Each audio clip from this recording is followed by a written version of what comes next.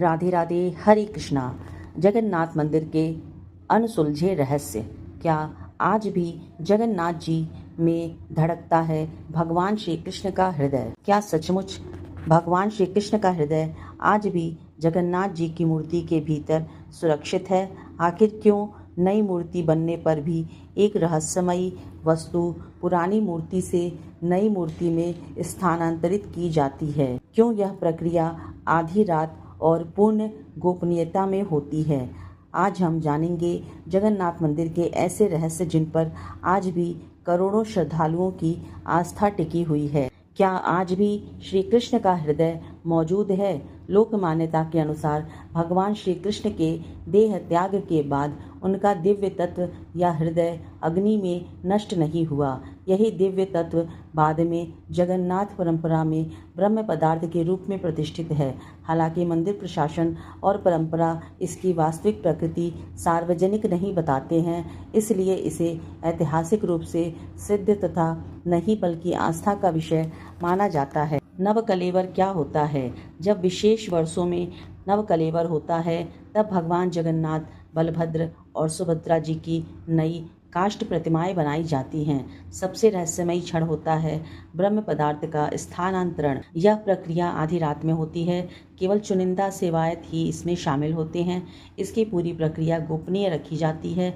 कोई सार्वजनिक दर्शन नहीं होता है। मूर्तियाँ लकड़ी की ही क्यों बनाई जाती हैं? अधिकांश मंदिरों में पत्थर या धातु की प्रतिमाएं होती हैं, लेकिन जगन्नाथ जी की प्रतिमा नीम की पवित्र लकड़ी दारू से बनाई जाती है। विशेषतः लक्षणों वाले वृक्ष की खोज धार्मिक विधि से की जाती है, तभी उस वृक्ष से प्रतिमा बनाई जाती है। अधूरी मूर्ति क्यों है? मान्यता है कि दिव्य शिल्पी ने प्रतिमा निर्माण अधूरा छोड़ दिया, इसलिए भगवान जगन्नाथ जी की बड़ी आंखें और अधूरा स्वरूप आज भी वैसे ही पूजा जाता है। मंदिर का ध्वजा। लोक विश्वास है कि मंदिर का ध्वज प्रतिदिन बदला जाता है और यह परंपरा सदियों से चली आ रही है। भक्त इसे भगवान की कृपा का प्रतीक मानते हैं। सुदर्शन चक्र। कई श्रद्धालु मानते हैं कि मंदिर के ऊपर स्थित सुदर्शन चक्र नगर के अनेक स्थानों से देखने पर ऐसा प्रतीत होता है मानो वह आपकी ओर मुख किए हुए है। महाप्रसाद का चमत्कार। रसोई में मिट्टी के बर्तनों को एक दूसरे के ऊपर रख कर भोजन बनाया जाता है। परंपरा के अनुसार भोजन कभी कम नहीं पड़ता है और महाप्रसाद को भगवान का विशेष आशीर्वाद माना जाता है। नील चक्र की महिमा। मंदिर के शीर्ष पर स्थित नील चक्र अत्यंत पवित्र माना जाता है। इसके दर्शन को भी शुभ माना जाता है। रथ यात्रा। रथ यात्रा के समय स्वयं भगवान भक्तों के बीच आते हैं। यह विश्व के सबसे बड़े धार्मिक उत्सवों में से एक माना जाता है। क्या विज्ञान इस रहस्य को सुलझा पाया है? आज तक ब्रह्म पदार्थ वास्तव में क्या है, इसकी सार्वजनिक पुष्टि नहीं हुई है, इसलिए यह विषय विज्ञान से अधिक श्रद्धा और परंपरा का विषय बना हुआ है। किसी विश्वसनीय वैज्ञानिक अध्ययन ने यह सिद्ध नहीं किया कि मूर्ति के भीतर वास्तव में श्री कृष्ण का भौतिक हृदय सुरक्षित है। भगवान जगन्नाथ का मंदिर केवल एक तीर्थ नहीं बल्कि आस्था, परंपरा और रहस्य का अद्भुत संगम है। चाहे इसे श्रद्धा से देखें या इतिहास की दृष्टि से देखें, यह बात निश्चित है, यह मंदिर आज भी करोड़ों लोगों के लिए दिव्य विश्वास का केंद्र है। नवकलेवर भगवान जगन्नाथ जी की सबसे रहस्यमयी और पवित्र परंपराओं में से एक है। यह सामान्यतः उस वर्ष होता है जब आषाढ़ मास में अधिक मास मल मास पड़ता है। उस समय भगवान जगन्नाथ, बलभद्र, सुभद्रा और सुदर्शन की नई नीम की प्रतिमाएं बनाई जाती हैं। नवकलेवर की रात क्या होता है? उस रात होने वाली सबसे महत्वपूर्ण और गोपनीय प्रक्रिया को ब्रह्म परिवर्तन कहा जाता है। आधी रात के बाद मंदिर के द्वार बंद कर दिए जाते हैं। मंदिर परिसर में केवल चुने हुए कुछ सेवायत ही उपस्थित रहते हैं। बाहरी लोगों का प्रवेश पूरी तरह निषिद्ध हो जाता है। पुरानी प्रतिमा के भीतर प्रतिष्ठित ब्रह्म पदार्थ को नई प्रतिमा में स्थापित किया जाता है। यह कार्य अत्यंत गोपनीय तरीके से होता है। परंपरा के अनुसार यह प्रक्रिया करने वाले सेवायत की आंखों पर पट्टी और हाथों में कपड़ा या दस्ताने रखे जाते हैं ताकि वे ब्रह्म पदार्थ को सीधे न देखें और न ही स्पर्श करें। यह विवरण धार्मिक परंपरा में प्रचलित है। मंदिर प्रशासन इसकी आंतरिक प्रक्रिया सार्वजनिक रूप से साझा नहीं करती है। यही सबसे बड़ा रहस्य है। क्या है ब्रह्म पदार्थ? कुछ श्रद्धालु मानते हैं कि यह भगवान श्री कृष्ण का दिव्य हृदय है। कुछ इसे दिव्य चेतना या दारु ब्रह्मा कहते हैं। इसकी वास्तविक प्रकृति सार्वजनिक रूप से कभी नहीं बताई गई है, इसलिए इसे आस्था का विषय माना जाता है। ब्रह्म परिवर्तन के बाद पुरानी प्रतिमाओं को मंदिर परिसर के पवित्र स्थान कोयली वैकुंठ में विधि पूर्वक समाधि दी जाती है। इन्हें जलाया नहीं जाता है। नई प्रतिमाओं का श्रृंगार और विशेष अनुष्ठान होते हैं। फिर भगवान भक्तों को नए स्वरूप में दर्शन करते हैं। आधी रात मंदिर के सभी द्वार बंद, केवल कुछ चुनिंदा सेवायत और सदियों से चली आ रही एक ऐसा रहस्य जिसे देखने की अनुमति आज तक किसी आम व्यक्ति को नहीं मिली। आखिर उस रात नई प्रतिमा में ऐसा क्या स्थापित किया जाता है? क्या वही भगवान श्री कृष्ण का दिव्य ब्रह्म तत्व है? इसका उत्तर आज भी रहस्य और आस्था के बीच छिपा हुआ है। यकीन मानिए, यही वो दिव्य पदार्थ, यही वो ब्रह्म पदार्थ भगवान श्री कृष्ण का हृदय है। और यही हृदय आज इस कलयुग में भी भगवान जगन्नाथ जी को जीवित ठाकुर जी के रूप में इस कलयुग में हम सब के बीच साक्षात प्रमाणित है कि भगवान जगन्नाथ जी विराजमान हैं जीवित ठाकुर जी के रूप में। पूरी मंदिर के कुछ ऐसे चमत्कार भी हैं जिसे आप जानकर हैरान हो जाएंगे। भारतीय राज्य उड़ीसा में हिंदुओं की प्राचीन और पवित्र 7 नगरियों में से एक पुरी में स्थित जगन्नाथ मंदिर को बहुत ही प्राचीन माना जाता है। यहाँ पर प्रतिवर्ष आषाढ़ माह के शुक्ल पक्ष की दूज से 9 रथ यात्रा प्रारंभ होती है, जिसमें शामिल होने के लिए देश विदेश से लाखों भक्त आते हैं। इस मंदिर को सतयुग के राजा इंद्रद्युम्न ने बनवाया था। समय समय पर इस मंदिर का जीर्णोद्धार होता रहा है। इस मंदिर का सबसे पहला प्रमाण महाभारत के वन पर्व में मिलता है। वर्तमान में जो मंदिर है वह 7वीं सदी में बनवाया था। हालांकि इस मंदिर का निर्माण ईसा पूर्व 2 में हुआ। यहाँ स्थित मंदिर 3 बार टूट चुका है। 1174 ईस्वी में उड़ीसा शासक अनंग भीमदेव ने इसका जीर्णोद्धार करवाया था। मुख्य मंदिर के आसपास लगभग 30 छोटे बड़े मंदिर स्थापित हैं। ब्रह्मा और स्कंद पुराण के अनुसार यहाँ विष्णु पुरुषोत्तम नीलमाधव के रूप में अवतरित हुए और सबर जनजाति के परम पूज्य देवता बन गए। ज्येष्ठ पूर्णिमा से आषाढ़ पूर्णिमा तक सबर जाति के दैतापति जगन्नाथ जी की सारी रीतियाँ करते हैं। पुरुषोत्तम हरि को यहाँ भगवान राम का रूप माना गया। रामायण के उत्तराखंड के अनुसार भगवान राम ने रावण के भाई विभीषण को अपने इक्ष्वाकु वंश के कुल देवता भगवान जगन्नाथ की आराधना करने को कहा।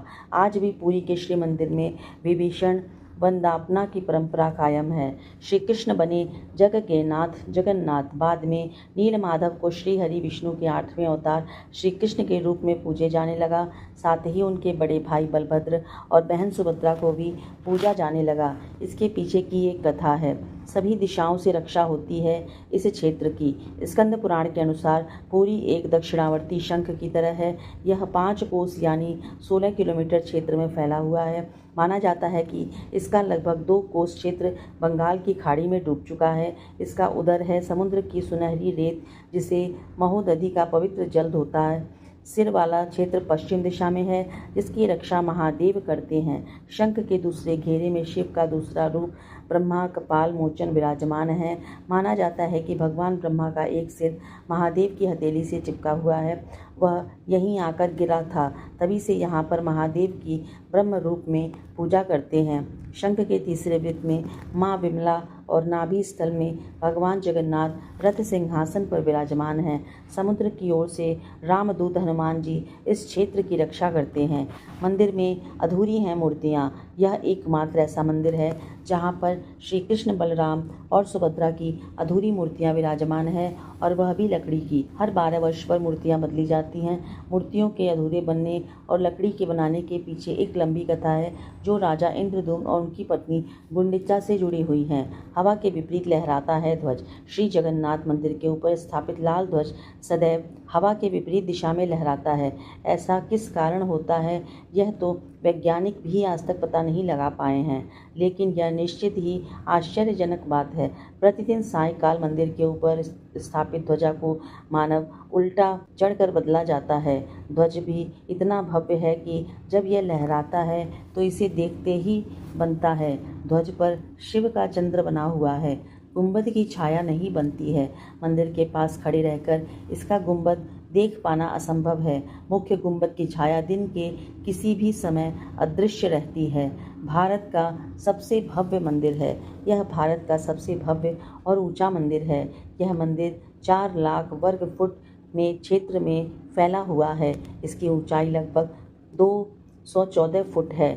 चमत्कारी सुदर्शन चक्र। पुरी में किसी भी स्थान से आप मंदिर के शीर्ष पर लगे सुदर्शन चक्र को देखेंगे तो वह आपको सदैव अपने सामने ही लगा दिखेगा। इसे नील चक्र भी कहा जाता है। यह अष्ट धातु से निर्मित है और अति पावन और पवित्र माना जाता है। हवा की दिशा। सामान्य दिनों के समय हवा समुद्र से जमीन की तरफ आती है और शाम के दौरान इसके विपरीत, लेकिन पुरी में इसका उल्टा है। अधिकतर समुद्री तटों पर आमतौर पर हवा समुद्र से जमीन की ओर आती है, लेकिन यहाँ हवा जमीन से समुद्र की ओर जाती है। गुंबद के ऊपर नहीं उड़ते हैं पक्षी। मंदिर के ऊपर गुंबद के आसपास अब तक कोई पक्षी उड़ता हुआ नहीं देखा गया। इसके ऊपर से विमान नहीं उड़ाया जा सकता है।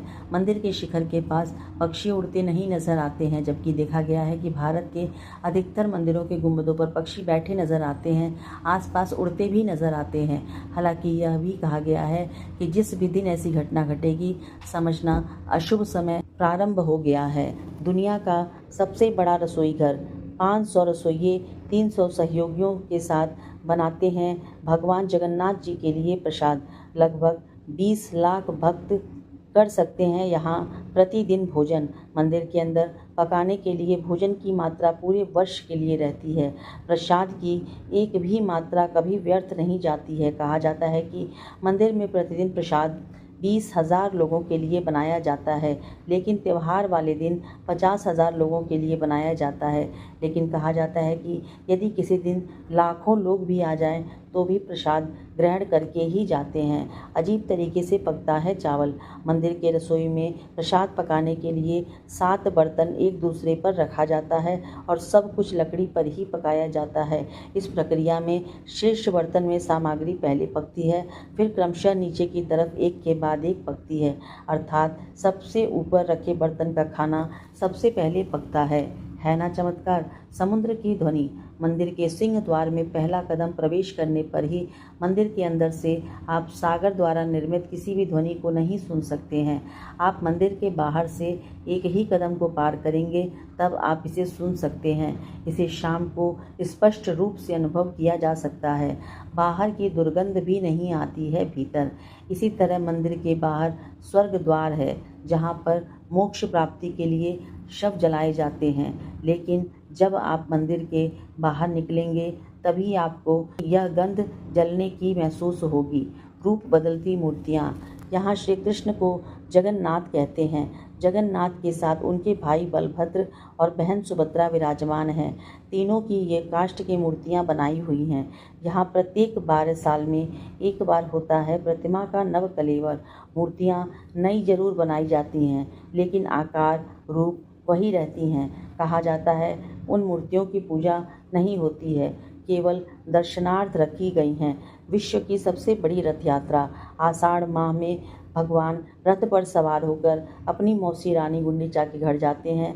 यह रथ यात्रा 5 किलोमीटर में फैले पुरुषोत्तम क्षेत्र में ही होता है।